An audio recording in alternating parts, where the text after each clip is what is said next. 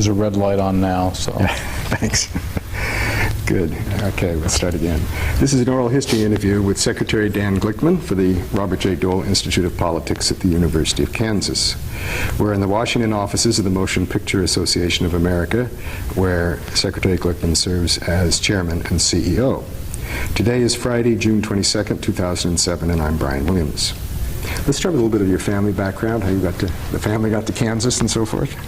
Well, actually, it's a funny story. My grandfather was kind of an old shirt-tail comedian, and he used to always tell me that our family were some of the first settlers in Kansas, that we settled for 10 cents on the dollar. You know, it was like a but-a-dum-bum type of joke. But my family were immigrants, and my grandfather, on my father's side, came from Ukraine, Poland, Russia. The borders changed all the time, and came into this country, I think in 1908, and came in through New York, Cleveland, and ended up in Kansas. He had a cousin in Kansas City, and then came to Wichita.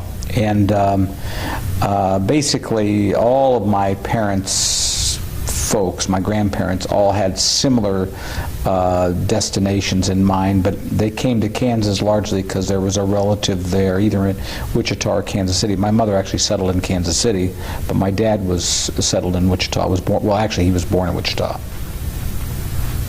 So you grew up in Wichita? I grew up in Wichita, and my family my grandfather was a merchant, like a lot of the immigrants were, and he ultimately went into the scrap iron business, and then he and my father went in the oil business, and they operated oil and gas properties, recycled metal business, and then after my grandfather died, my dad bought a AAA baseball team, which he operated for about 20 years, the Wichita Arrows, which was in Wichita. So my family were long, active members of the Wichita business community.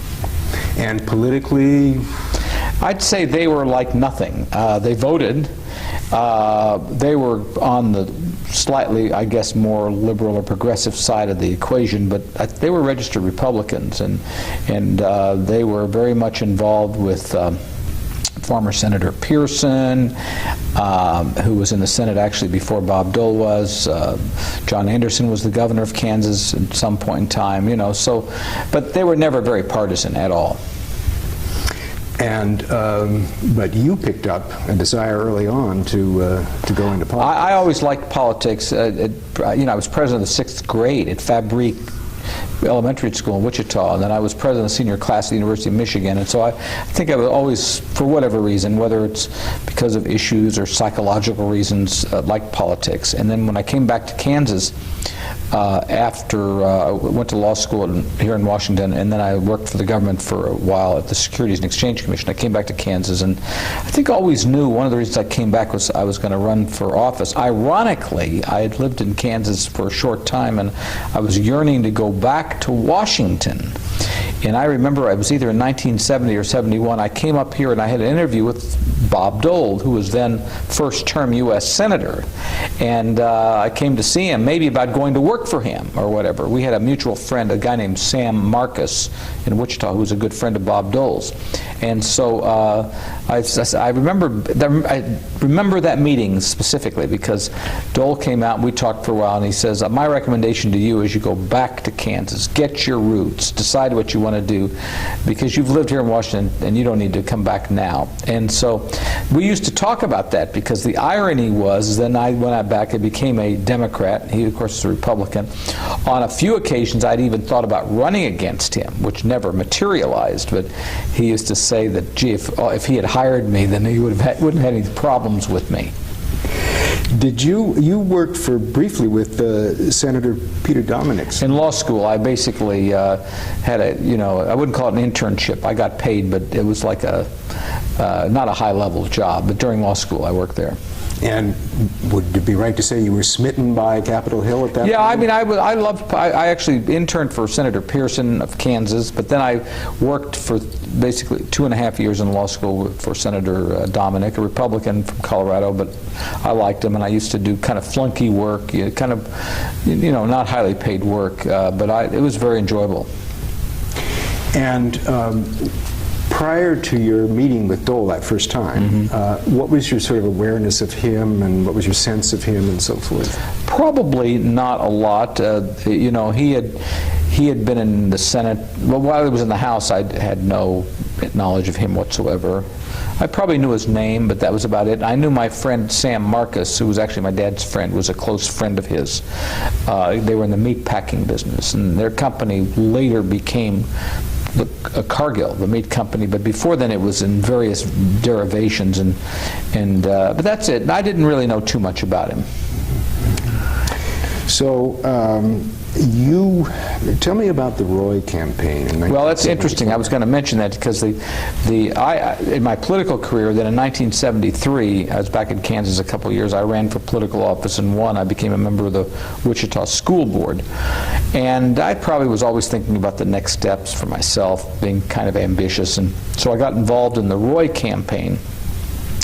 And I had some titular role, regional coordinator or something in the Wichita area. So I was fairly active in the Roy campaign, and on occasion I'd see the senator during the campaign, just one place or another, and he was always friendly enough. In fact, people used to tell me, I'll never forget, I told Dr. Roy once, I said, they used to fly into this one fixed-based operation where you fly the private aircraft into Wichita, and the guy who was, I don't remember what his job, he was like handled baggage or something there, said that Senator Dole was always friendlier to him than Dr. Roy was.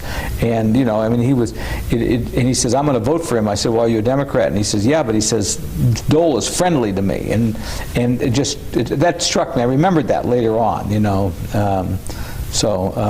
what was the esprit like for in the Roy campaign? That was probably the hottest national Senate election that year. And of course, Senator Dole had been chairman of the Republican National Committee. He was kind of the epitome of the Watergate candidate that year, in that he had been identified with President Nixon, although, as it turns out, he really wasn't very identified with him, and they didn't trust him at all, the Nixon folks. But, he had a tough political race, and he only won it by about 1 percentage point. And I think up until maybe 2-3 weeks before the election, that race was lost for Senator Dole. The Roy campaign thought that they had it won. What about the dirty tricks that occurred? Oh, I don't know. Today, those dirty tricks would be viewed as nothing. Back then, it was probably abortion was one of the big issues in 74, and the Dole campaign raised that issue because Dr. Roy was an OBGYN, and I think he had performed a few abortions, but only where there was uterine cancers, or they were the most extreme cases, and I think the campaign made that a big issue. But in today's terms, that campaign would have been viewed as just passive, just nothing. And there was an expensive campaign for the time. But to give you some idea, I think Dole and Roy both spent roughly about $1 million or $1.25 million, and today that race would cost minimum $10 million, maybe $15 million, who knows.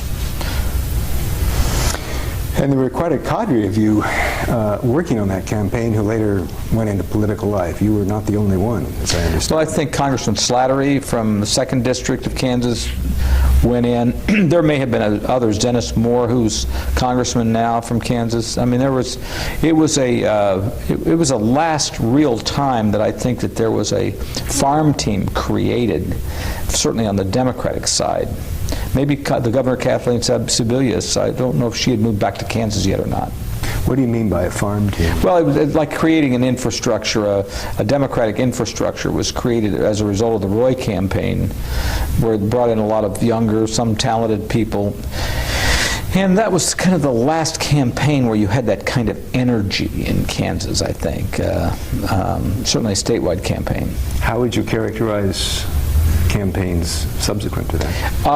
Well, obviously my campaign, when I ran in '76, I would characterize it as energetic, and there have been a few others, but I'd say it's not just in Kansas, it's elsewhere. The driving thing in campaigns and politics today is money, not issues or substance. It's unfortunate, but I think back then there were more issue-driven than they are now. When's the last time you saw Dr. Roy? Actually, I I haven't seen him for a while, but I email him periodically because he has a little blog that he does. And I emailed him because I went to see this movie the other night called Sicko, the movie by Michael Moore. And it's all about healthcare. And Dr. Roy was a leading healthcare expert when he was here. Well, I had the privilege of interviewing him. Yeah, I'm sure because that was very profound for him, that whole race. Right. So tell me a little bit more about your race then for Congress. So when I ran in '76, I ran against an incumbent, long-term Republican incumbent named Garner Schreiber, who had served in the House for 16 years, so therefore he and Doles' time in the House were contemporaneous. And he was a very decent guy. I wouldn't call him exceptionally popular, low-key. Would be viewed today as a moderate/progressive. He was one of the first congressmen to vote to end the draft. He had he was somewhat progressive on social issues.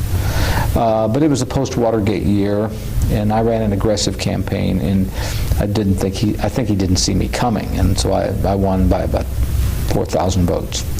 Did you use Watergate as an issue in the campaign? I don't really think so. I mean, I think it was more shoe leather than anything else. In agriculture, I kind of glommed onto agriculture and agricultural issues, and I made the point that I would be an advocate for the farmer. And he was from Wichita, as was I, but he was perceived as not very friendly to agriculture or attentive to it, and kind of lethargic. And so I ran as this kind of energetic young guy, and I won. Characterize the 4th District for me. Well, it's the state's largest city, Wichita, and it's, of course, it's basically a southern town that came north of the Mason-Dixon line, and it was became a major industrial city during the Second World War because of Boeing, largely all the airplane production. But it's a big manufacturing town because of Cessna, Beech, Learjet, Boeing, and then collateral industries. It was the most unionized part of Kansas at the time. It's less so now. And it was the most democratic district in the state. Now it's not. The districts have changed to some degree. Wichita is not as democratic as it used to be. The anti-abortion movement had a kind of, in Wichita, became vibrant by these operation rescues back in the 90s. There was an OBGYN in Kansas named George Tiller who performed late-term abortions, and so they had massive national rallies in Kansas, and they were all in Wichita. One rally had 100,000 people in Wichita, and it became a big factor in local politics, and it helped to develop the right wing and the anti-abortion movement in Kansas, which then affected politics in the state. And then ultimately, when I ran my last term in '94, I lost to a congressman who's still in office, Congressman Tiahrt, and he largely rode that wave, I would say. What about... No, I'm fine. What about the balance of urban-rural in that district? District was probably 60-40 urban-rural. And that was very helpful to me when I ran the first time, because I really ran as the farm candidate, even though I was from Wichita. And so what ended up was we basically split Wichita, and I won big margins in the rural counties, which was one of the reasons that I went on the Agriculture Committee, made agriculture a big part of my life, and then went on to be at USDA. That's surprising to me because you were so identified with Wichita. Yeah, I just made a calculated decision. I also had my campaign manager was my old high school debate teacher, and she was also very clever in terms of positioning me as the advocate for rural and agricultural interests. She was only a few years older than you, right? Probably, yeah, maybe 5 years older. Interesting. How was the 4th District different from the first district, which was Doles district originally. Well, it was, again, Wichita was a big industrial center. And Wichita was settled largely as a result of the World War II, and lots of factory workers from Arkansas and Texas came up into Wichita and worked in the Boeing. During the last 2 years of the Second World War, more people worked at the Boeing company than worked at any automobile facility in Michigan or anywhere else. I think there were almost 80,000 people working in the aircraft factories one time. So when you take the town, only had 150,000 people then. So it just sucked up huge numbers of workers, and a lot of them came up from the south. So the first district where Dole was in was, of course, all rural and small town, but Wichita was the prime media market for that district as well. And so Wichita played west, not east. You know, Kansas was kind of historically divided between Kansas City and Johnson County, you know, the northeast quadrant, and I guess it concludes Topeka as well, and then Wichita and west was the other part of the state. What's happened in recent years has been more population growth up northeast than there has been in Wichita. So you then got assigned to did you seek the farm? No, I didn't seek the Agriculture Committee. I sought an appropriations seat or a Ways and Means Committee seat like a lot of people do here, but I got assigned to the Agriculture Committee, also to the Science and Technology Committee. But so anyway, I made this, you know, I said, okay, I got it, I got to make myself indispensable. And so I became kind of a real family farm advocate. And of course, Bob Dole was in the Senate then. He was always a family farm advocate. We did a lot of stuff together. Substantively, there was not much difference between us on any of the issues, so we did a lot of stuff together. This is just going back for a second, did he play any role in during your first campaign in terms of supporting your opponent? He was supporting my opponent, Garner Schreiber, but he did not play a material role. I don't think anybody thought I was going to win. So, you say that you and he worked together on a lot of the farm issues. Characterize that relationship.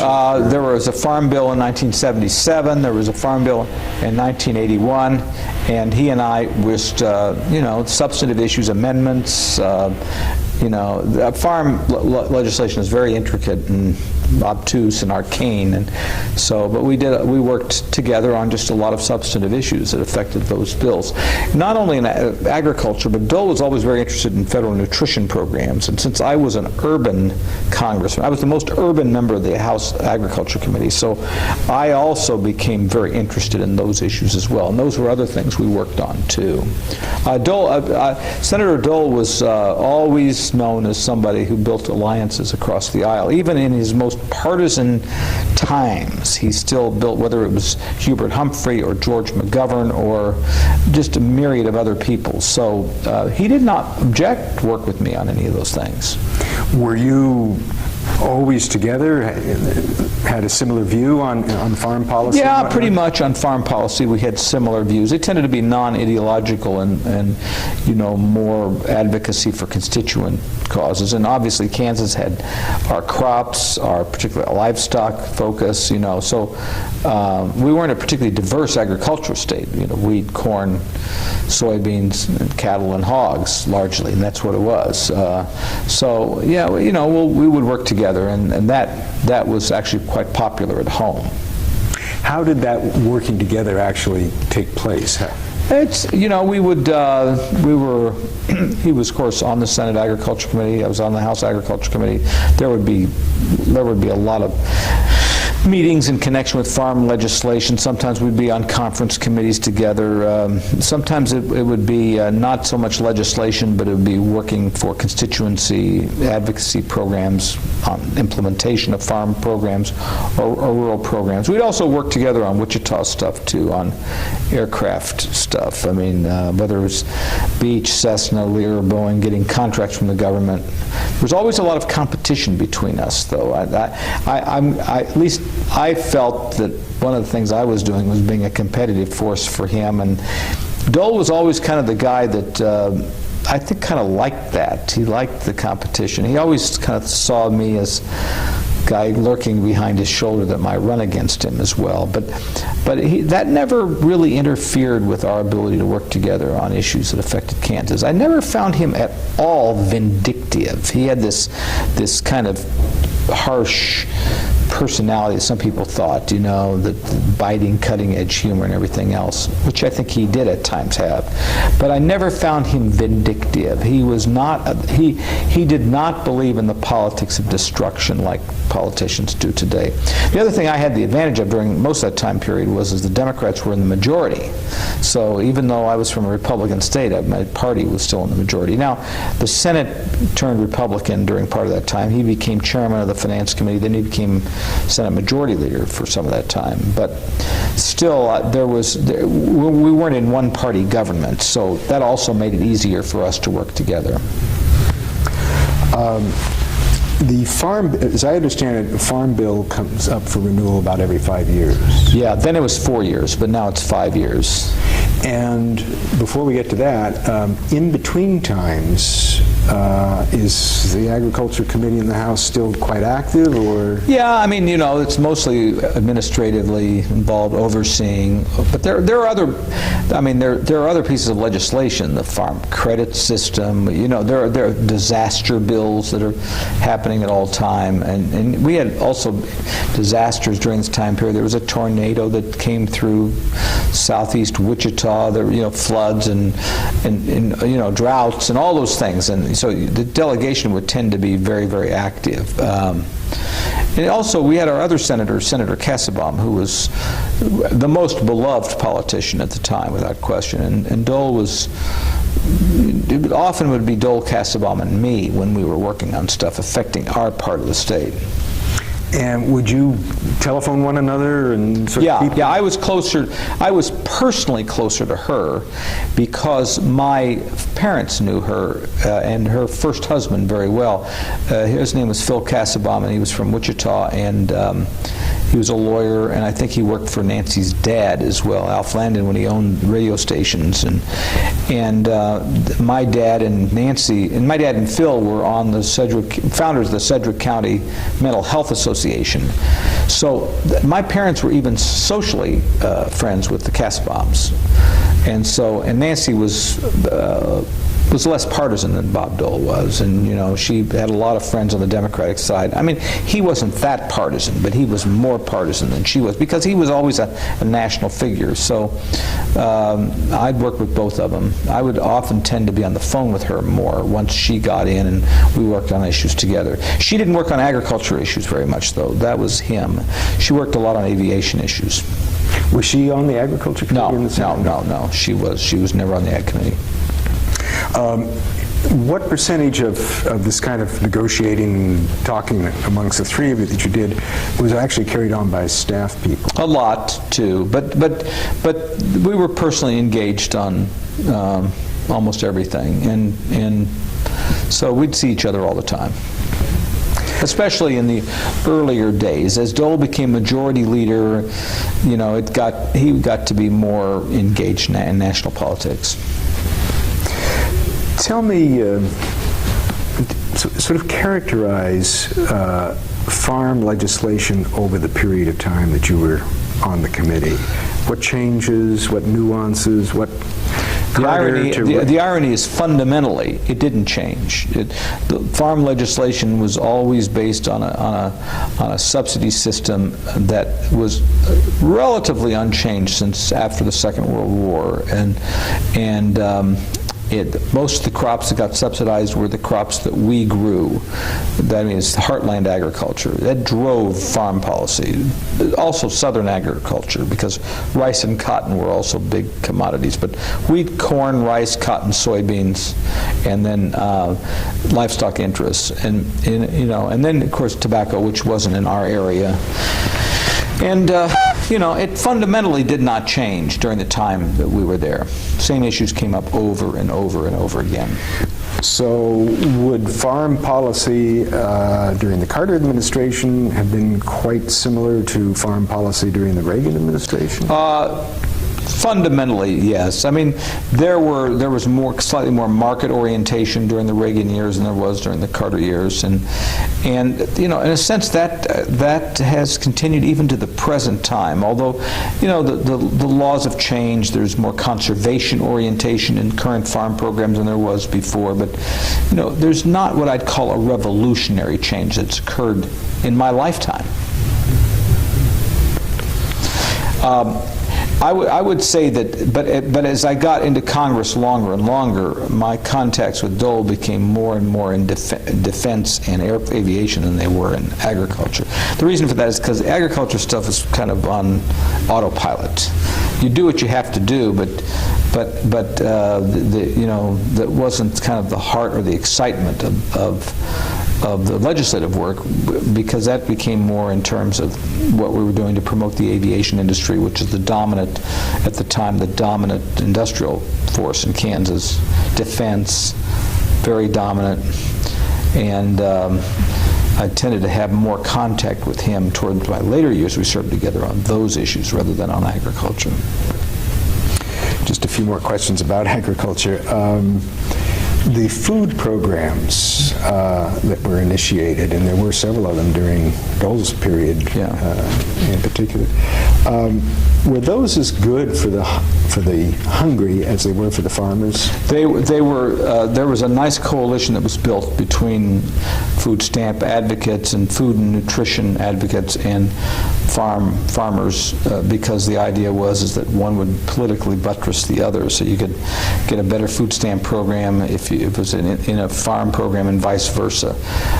And there were, you know, that was what was called the Dole, Mcgovern, Humphrey era, you know, where Dole carved a clear role in being a conservative Republican who strongly favored federal food and nutrition programs. So, you know, Mcgovern was probably more of a driving force, but Dole was very much there in terms of both domestic and international food programs. And I think he did it probably for a couple of reasons. One, it was a good political way to get people to support farm programs. But I think that Dole actually cared about the food programs. It wasn't just a political thing. I think part of it had to do with growing up poor and distressed and depression and everything else. And so he gave credibility to Republicans to support food and nutrition programs. I'm just going to stop here for a moment because we... Light on, yeah. Now you're on. Yeah, good. I was asking you about the food programs being good for farmers and good for the hungry. Let's talk about subsidies just for a moment. Who gets them, and what's the effect? Well, I mean, largely the subsidies are based on production. So the more you grow, the more you get. That's always been the case. And although there are what's called payment limitations, which means there is a cap on how much you can get, it's somewhat easy to manipulate that cap. But in Kansas, it tended to be your larger family-sized farmers. I mean, they were still family farmers, but they weren't the little, 40 acres and a mule size farmer. And so you tended to get larger family-sized farmers that got the dominance of the subsidies. And the subsidies basically provided a level of protection that, frankly, no other industry gets in America, at least on a direct way. They get it indirectly through the tax code, other industries, but not directly in terms of payments. But they've probably kept a whole generation of mid-sized producers around for longer than they would otherwise be. So we fought for them very hard. And where does agribusiness fit into all of this? Not really. People used to say agribusiness would get all these subsidies. For the most part, agribusiness didn't get the farm subsidies. They benefited indirectly because the farmers could buy more fertilizer, more fuel, the extent that they sold their goods into a system where the farm commodities were processed into food. I guess they benefited from it. Now, in some parts of the company, in some crops like cotton and rice, you tend to get these corporate interests who are much more involved directly in the subsidy. But in Kansas, the row crops there were not. Because I've read somewhere that the accusation was made that Senator Dole was just absolutely in the pocket of Archer Daniel Midlands and various other... Well, he was close to the ADM people. I think he and Dwayne Andreas were close. But you know, I mean, it's like, he wasn't any more in their pockets than I was, you know. I mean, I think those allegations were part of just the political genre of the time. Two groups, the American Corn Growers Association and the National Corn Growers Association. One was for the small independent farmer. Well, one was, if even they're still around, I don't know, but one was more left and one was more kind of center-right, I would say. And which did you... Well, I actually, I kept my bridges open with everybody. I was never, I didn't make a lot of enemies in this business until later on in my political life, but certainly not in agriculture, I didn't. The American Corn Growers were more from the progressive left side and tended to support Democrats, and so I'm sure they gave Dole lots of trouble, but I don't think it bothered him too much. And were they major supporters of you? Not major supporters. I mean, they were, the whole American agriculture movement, where the American Corn Growers was a little tiny piece of, but there was a kind of a movement during the 80s, a populist, you know, anti-establishment movement in agriculture.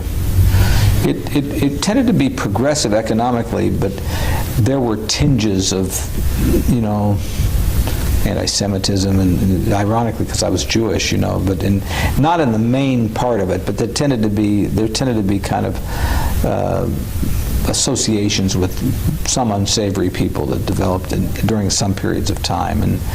But generally, we worked with both Dole and I worked with the mainstream parts of those groups and tried to stay away from some of the more extreme parts of those groups.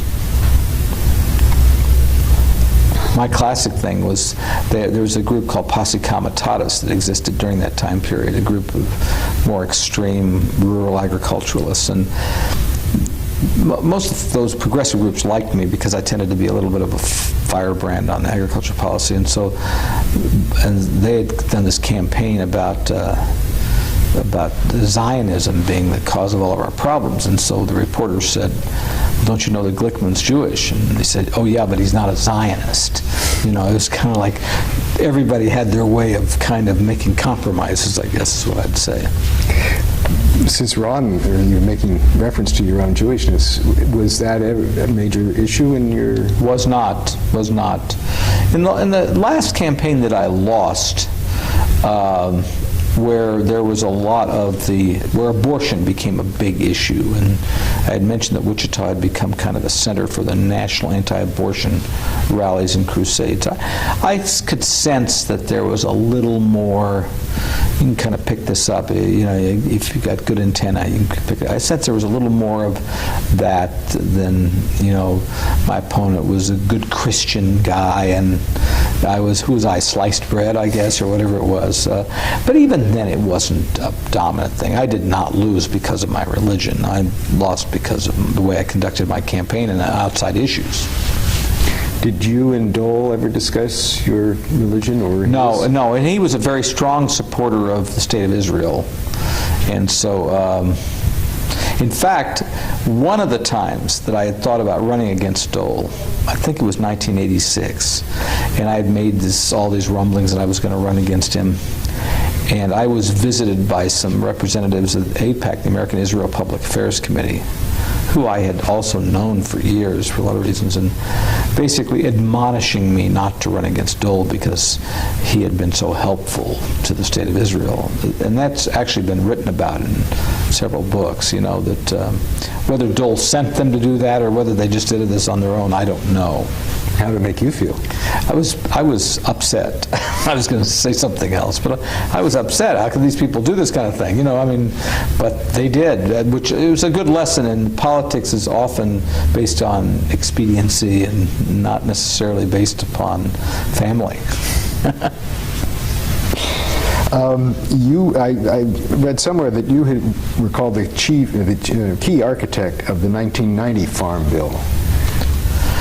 Well, I worked on all the farm bills, and I had lots of, I was involved in lots of it, including creating a conservation title for the first time, and the Organic Standards Act I was involved with. And there are a lot of parts of it, and yeah, it's possible. I mean, I was an eclectic legislator. I was involved in lots of different things, not just agriculture. So yeah, it's possible, but that might have been my own self-promotion too, than anything you read that's been separately validated. So I get the impression that the farm bills, as they progressed, got more titles and moved into other areas like conservation and maybe more research. Research, nutrition, international stuff as well.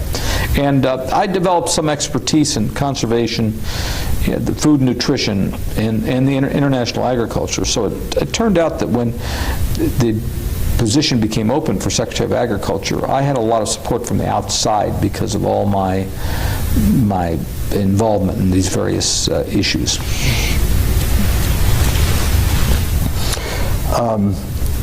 I was curious that you voted against the GATT. I don't think that was a major. I remember it, but it wasn't on a major. I don't know why, and you know, I don't think there was anything profound or fundamental for it. I voted for NAFTA. I voted against the GATT. I'm not sure why. You know, I wouldn't read anything into it one way or the other. And I'd like your views on ethanol for a moment. It's coming on strong now as we talk, yeah. But it's always been an element of foreign Certainly, policy. it was a big element in foreign policy. Actually, Dole and I were both on the National Alcohol Fuels Commission, which was established in Congress in the 70s. And another Kansas Congressman, Keith Sebelius, was on that. So there were three of us.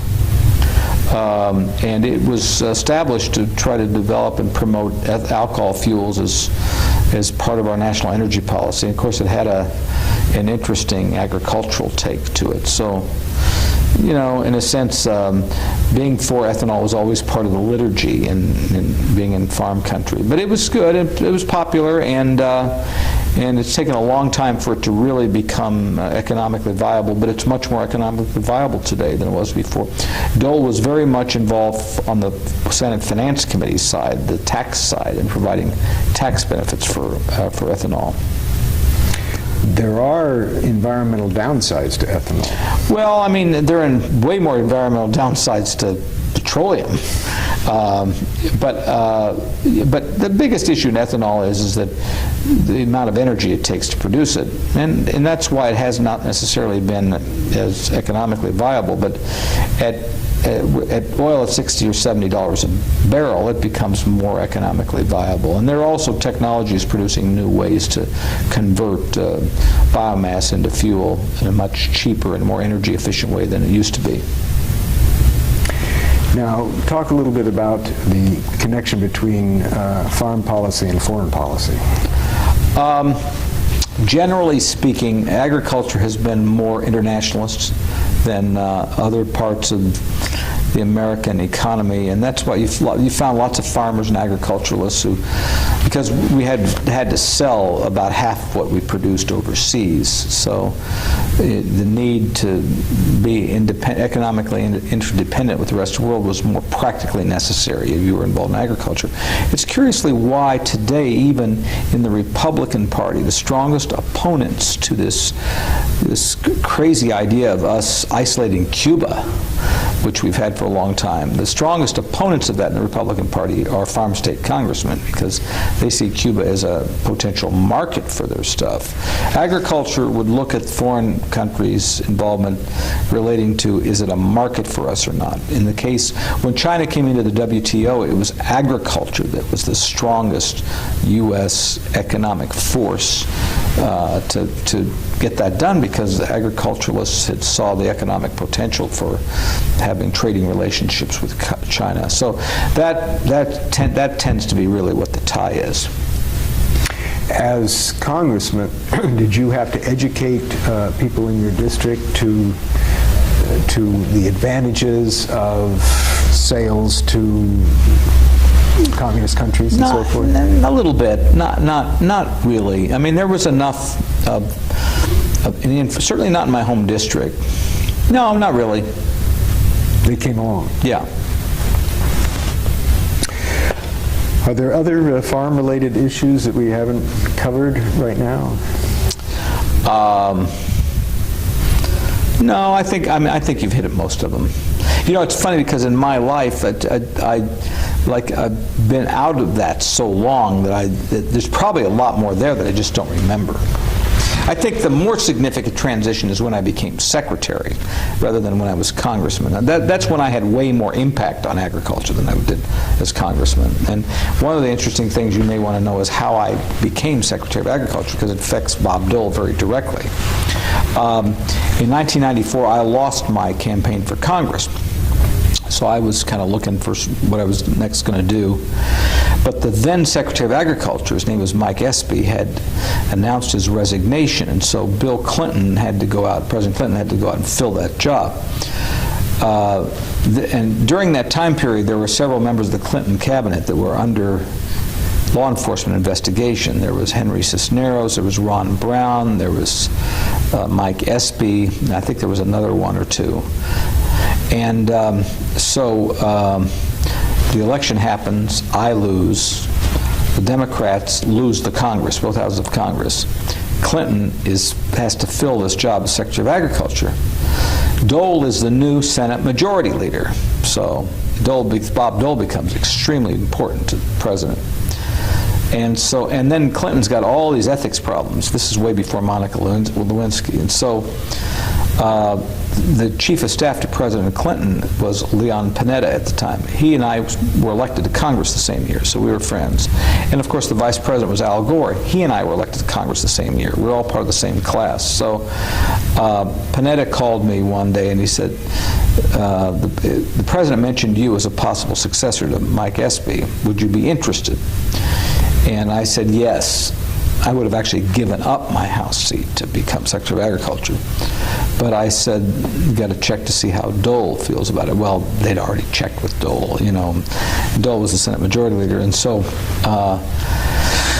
Dole was, I mean, if Dole hadn't supported me, I wouldn't have been secretary. But Dole not only supported me, he actively supported me and talked to all his colleagues. I had some problems with a couple of Alaska senators because of timber issues when I was a congressman, and everything comes back to haunt you, you know. You got to go through Senate confirmation. But one funny story is that I asked Dole once during this time period, I said, well, are you comfortable supporting me for secretary? And he looked at me, he says, I am, as long as it keeps you out of Kansas forever.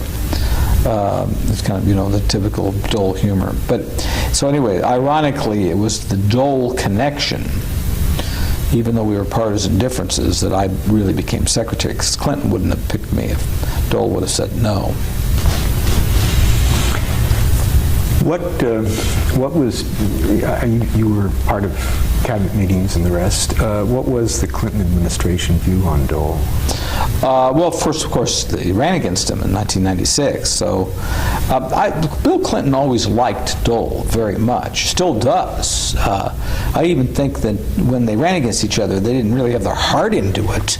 I think Bill Clinton is to Dole kind of like a son is to a father in a sense. I mean, I think Clinton at times saw Dole as a lot of things he wasn't. He was a war hero, remarkable integrity, you know, stoic figure.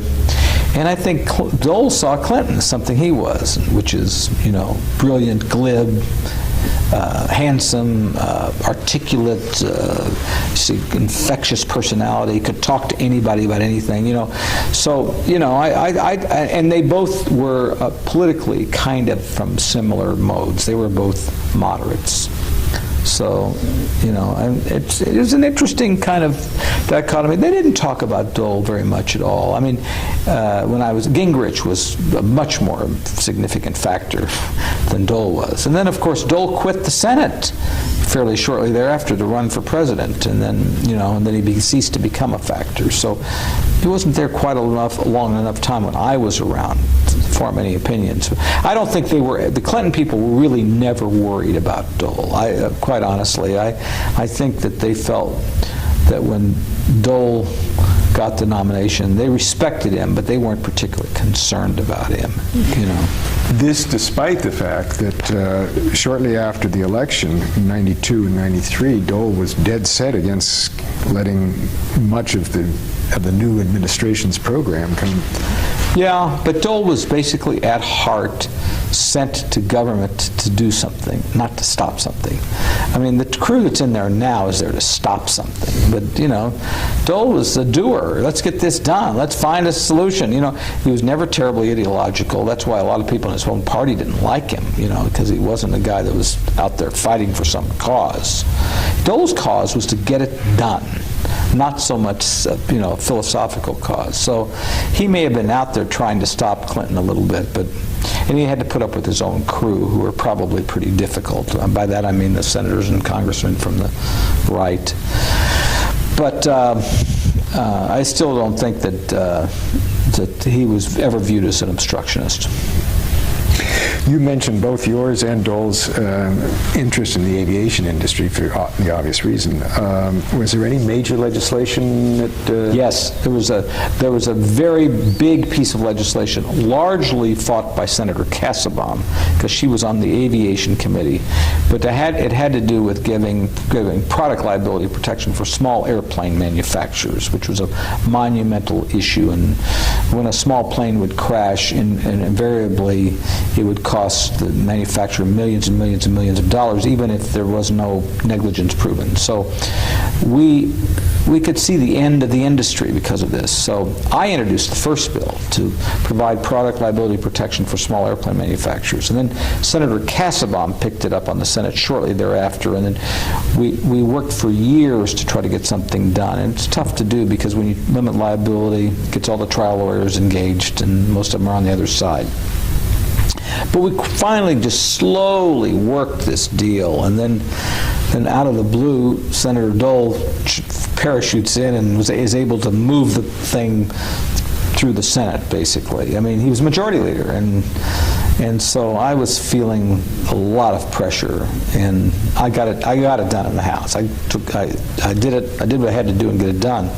But you know, Dole was not just on aviation. Casaubon largely pushed this bill, but Dole was always, when it came to Kansas, he was always the guy who could parachute in at the last minute with the goodies in hand, whatever they happened to be. And so he was viewed as, it was accurate, the most powerful political figure in the state, certainly, probably ever.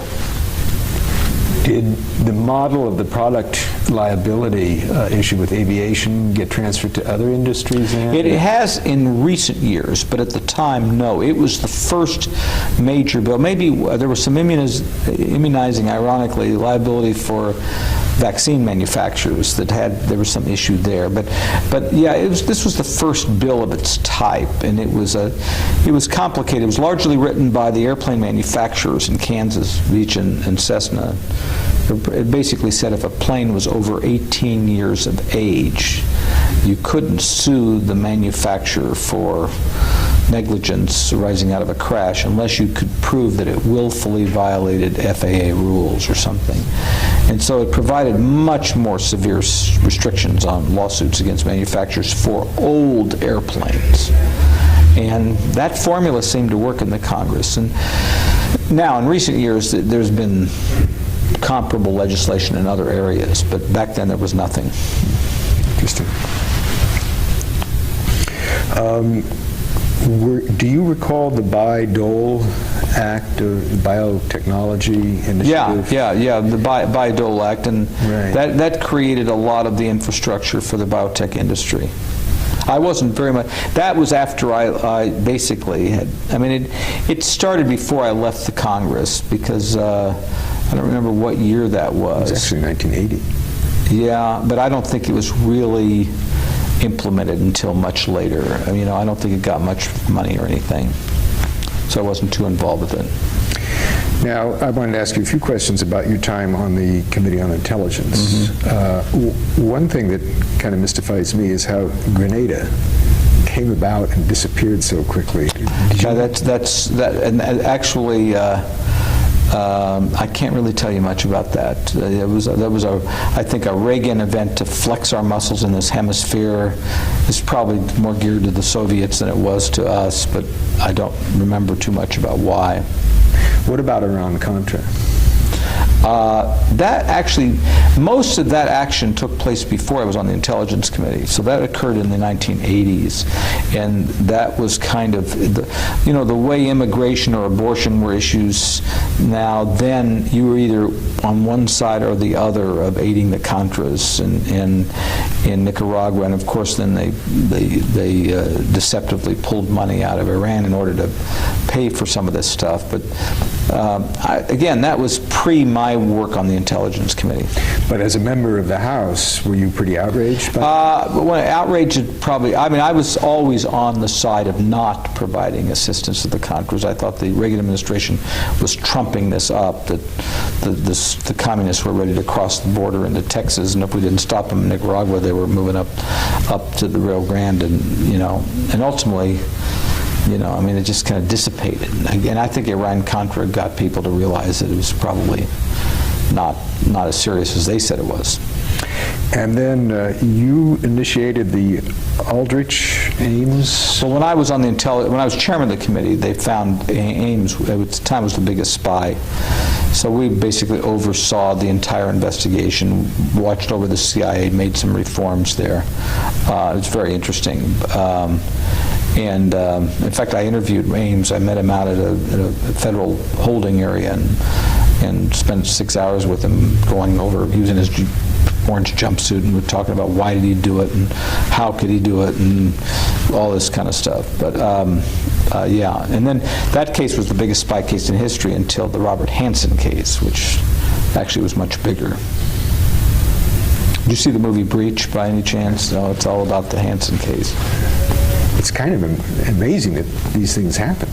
Yeah, and most of the time they happen just because the people who are supposed to be watching that happen are just pure negligent. They just let it go, or they're friends, or they don't say anything about it, or they don't let their instincts govern them very much. In the Ames case, everybody knew that the guy was spending money like water, and he was always coming in drunk, and then nobody does anything. It's extraordinary. So did you shake your fists at the CIA? Oh well, yeah, we all did that during the hearing process. Another question, and this is when you were in the cabinet. What was the Clinton administration's take on Al-Qaeda? I don't have any idea about that. Again, that was. Certainly not my portfolio, nor was there any cabinet discussion that I remember about it. Just in general, what was it like to serve on the Intelligence Committee? What kind of an assignment was it? It was prestigious. I'll never forget that there was a big queue to try to get on the committee. And I had heard a little rumor that somebody who was on the committee was getting off for one reason or another. So I walked by, the speaker then was Jim Wright. And I walked in his office one day and I said, Mr. Speaker, if there's ever opening on the committee, I'd like to go on. And in his office at the time was Jack Brooks, who was chairman of the Judiciary Committee, on which I also served. They were buddies, both Texas guys. So the speaker looks at me and says, can you keep a secret? I said, yes. He says, okay. And he went to the floor 15 minutes later and added me as a member of the committee, and what he said was, he said there were 25 members that wanted on, and he did not want to go through that kind of political jockeying. And he said it's just a classic example of being at the right place at the right time. And he liked me, but it was just, I was there. And he said, let's do it. It just was an interesting thing. What I found in life is these things add up. They accumulate into your total experience level, and then, so in some sense, that just being at Wright's office made me chairman of the Intelligence Committee. Then I was able to get Clinton's attention for 2 years when I was chairman of the committee on other things. So then when I lost my election, I'd been on the Agriculture Committee, but Clinton knew who I was because I'd been on the Intelligence Committee, so he felt more comfortable appointing me. It's a curious thing about how life just, everything interrelates to each other. Nothing's in isolation. You're lucky, because a lot of people don't have that Well, you kind have of to life take experience. it. You have to take advantage of it too. You can't just wait around for it. My dad used to say that you got to when one door closes, the other door opens, but you got to be next to the door. If you just the way it is. Right, right. Over the years that you were in Congress, how did you feel about the Republican agendas and the Democratic agendas? First 8 years, the Democrats had huge majorities, 8 or 10 years. We ran the show. But the Republicans, I think, were by and large rather docile, but they went along with most everything. And there was a fair amount of bipartisanship, not gigantic, but fair amount. As the Gingrich crew on the Republican side and Tony Coelho crew on the Democratic side began to move into positions of leadership, it began to change. The partisanship began to grow rather significantly. So the last 6 years or so I was in Congress was much more partisan. And the other big factor is that the influence of money began to grow exponentially in the mid-'80s. When I first ran for Congress, I spent $100,000 to run a primary in a general election against a sitting incumbent congressman. That race would cost $3.5 million today. All members of Congress today, all they do is raise money. It just dwarfs everything else they do. And that didn't begin to happen until about the mid to late 1980s. And when you have to spend your life raising money, not only does it take time away from doing your job, but it has you focusing on who the money raisers are. Generally speaking, the people who have the money don't give you the money because they think you're handsome. They give you the money because they want you to do their bidding. And remember, that has made life a lot tougher to get anything done. What was your take on Ronald Reagan and his... He was a kind of fun guy to be with. First place, again, the Democrats had majorities most of the time, in the House the entire time. So, and Reagan was affable. I think we improperly or falsely thought that he wasn't very smart, and I think it turned out he was a lot smarter than we had thought he was.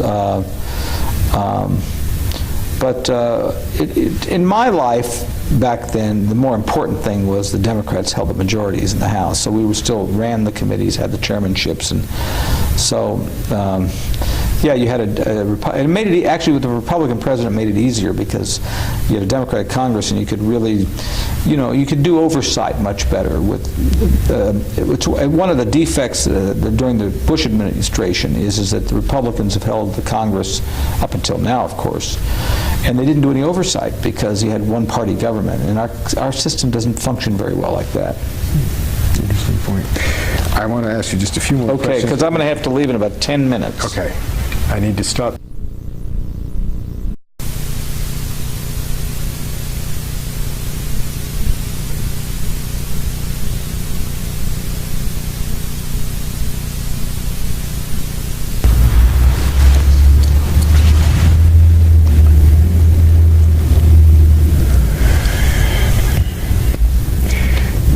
You say you contemplated running against Dole, but really seriously? Or? Actually, a couple times really seriously. The first time was in 1980. I'd only been in the House 4 years. I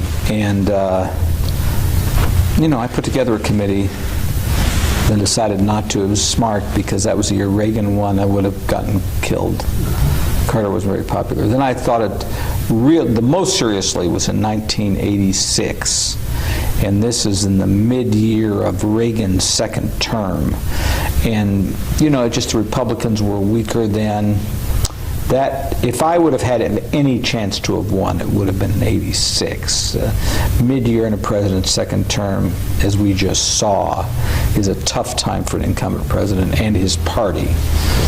But I still had this instinct that Dole was he was strong. He reeked of Kansas. He was, all these things. War hero, bringing home the bacon or the pork, and a solid legislator. So I decided, no, I wouldn't do it. And I disappointed a lot of people because I had people believing that I was going to do it.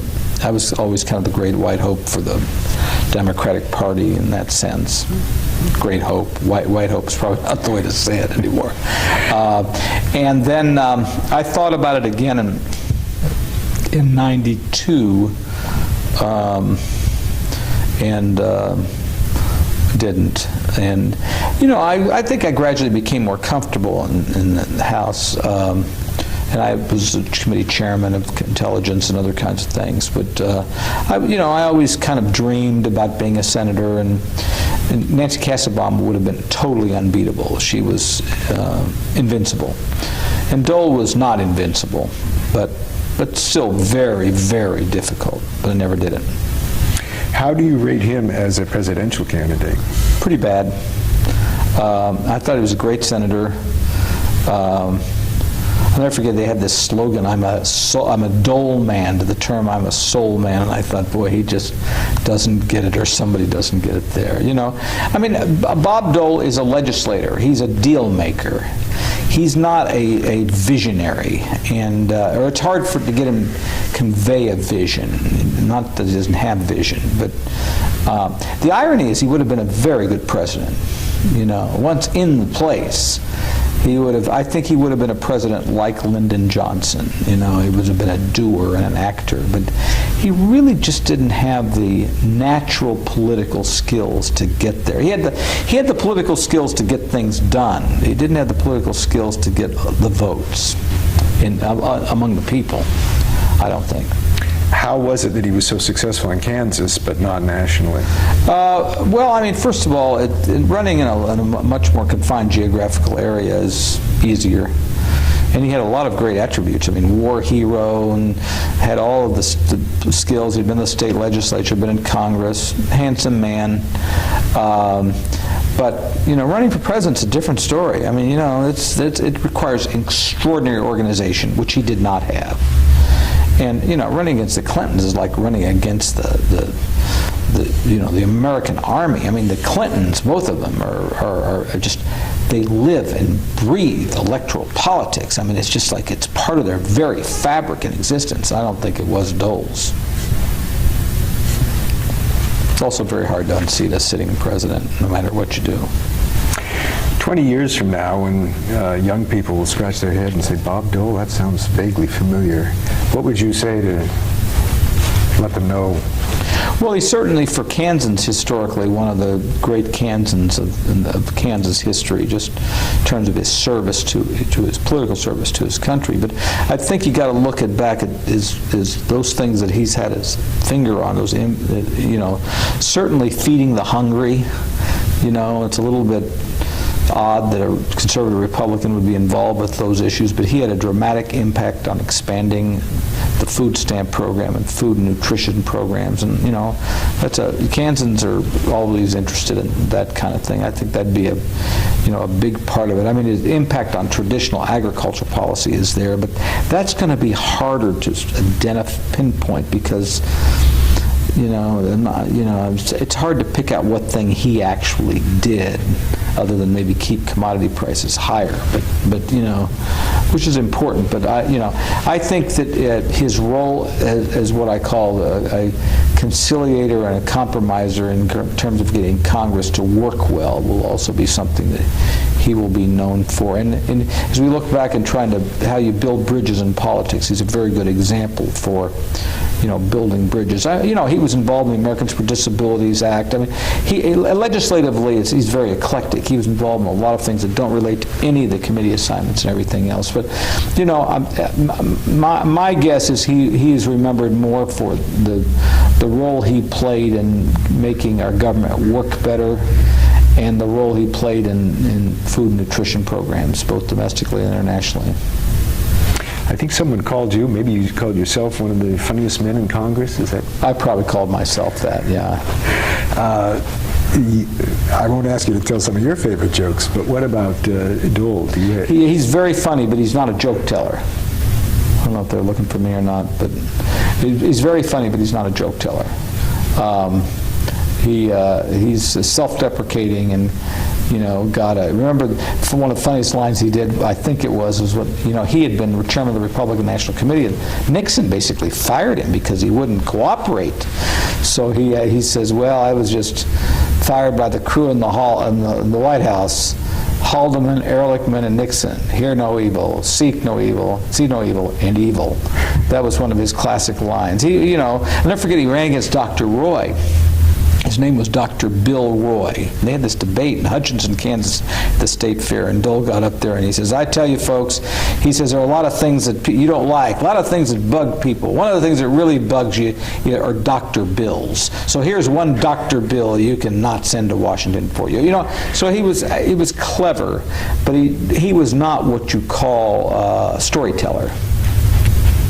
Right. Well, anything else you'd like to say in this? No, I mean it's interesting. His influence on my life has never really ended, because even coming into this job at the Motion Picture Association, which of course he wasn't involved with at all, but when I was nominated for the job, they wanted to know if I could find any good, solid Republicans who would help vouch for my bipartisan skills. So first call I made was to Bob Dole. And he cooperated. That's right. Well, congratulations on this new post. Anyway, okay. Thank you.